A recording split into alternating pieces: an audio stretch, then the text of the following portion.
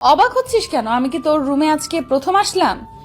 তার মানে ওনার বাবা ওনাকে কিছুই বলেনি? বাহ, এই জন্যই তো বলি উনি সাহস পায় কোথা থেকে। না কিছু না। আপনিও কি ঘুরতে যাবেন? উনি আমার সামনে এসে কানের কাছে মুখ নিয়ে বললেন, আমাকে রেখে তুই অন্য মেয়ে নিয়ে ঘুরতে যাবি ভাবলে কিভাবে? আমি তো তোমাকে নিয়েই যেতাম। চুপ কর। তুই কেমন সেটা আমি ভালো করেই জানি। এখন চল। তোমরা দুজন কি বলছো? কিছুই তো বুঝতে পারছি না। না আপু, সেটা তোমাকে বুঝতে হবে না। তুমি এখন একটু বাইরে যাও। শুধু ও না, তুমিও যাবে। ড্রেস চেঞ্জ করব। ওকে, কর। মানে কি তোমাদের সামনে চেঞ্জ করব নাকি?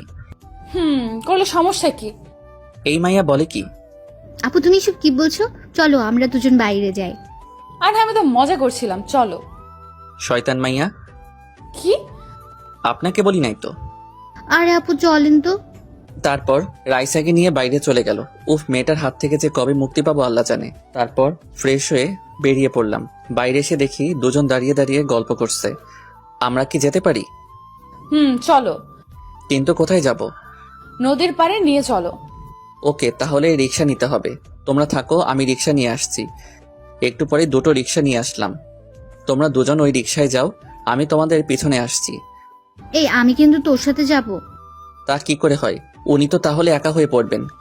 তুই তাহলে আমার কথা ভাবিস? কি বলেন? আপনি আমার বড় বোনের মতো। আপনার কথা ভাববো না তো কার কথা ভাববো? উনি আমার কথার উত্তর না দিয়ে মোবাইলে কি যেন করতে লাগলেন। একটু পরে আমার মোবাইলে একটা মেসেজ আসলো, এখন যা পারিস বলে নে, কিছু বলবো না। তুই নিশ্চয়ই ভিডিওটার কথা ভুলে গেছিস। না না, আমার সব মনে আছে।